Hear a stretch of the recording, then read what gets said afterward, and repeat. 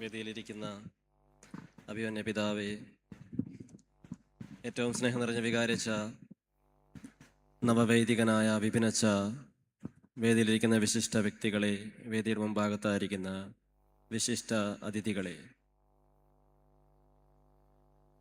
ഏറ്റവും സ്നേഹപൂർവം നവവൈദികന് പൗരോഹിത്യ ജീവിതത്തിൻ്റെ എല്ലാവിധ ആശംസകളും നേർന്നുകൊള്ളട്ടെ.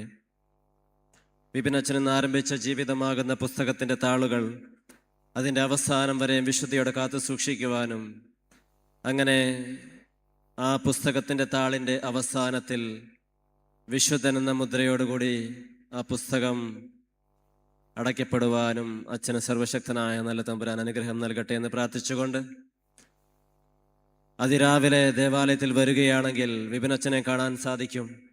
ദിവ്യകാരണ ഈശോയുടെ മുമ്പിൽ ഇരുന്നു കൊണ്ട് ഒരു മൂലയിൽ മൂളിപ്പാട്ടും പാടി, എല്ലാ ദിവസവും മൂളിപ്പാട്ടും പാടി ഇങ്ങനെ ഇരിക്കുന്ന കാണാൻ സാധിക്കുമായിരുന്നു. എന്താണ് ആ മൂളിപ്പാട്ടിൻ്റെ അർത്ഥം, അല്ലെങ്കിൽ അച്ഛൻ എന്താണ് ആ മൂളിപ്പാട്ടിലൂടെ പാടിയത് എന്നെനിക്ക് അറിഞ്ഞുകൂടാ. എല്ലാവരെയും ഒരേ മനസ്സോടുകൂടി തന്നെ വളരെ സ്നേഹത്തോടെ വളരെ സന്തോഷത്തോടു കൂടി കാണുവാനും ഉള്ള വലിയ ഒരു കൃപ അച്ഛനിൽ കാണുവാൻ സാധിച്ചിട്ടുണ്ട്.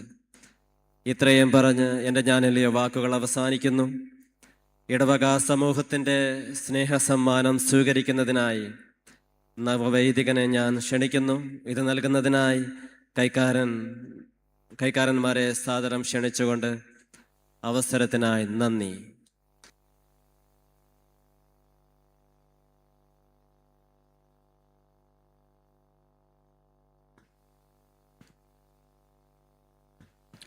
ആശംസകൾ അറിയിച്ച വിജയ് സാറിന് നന്ദി.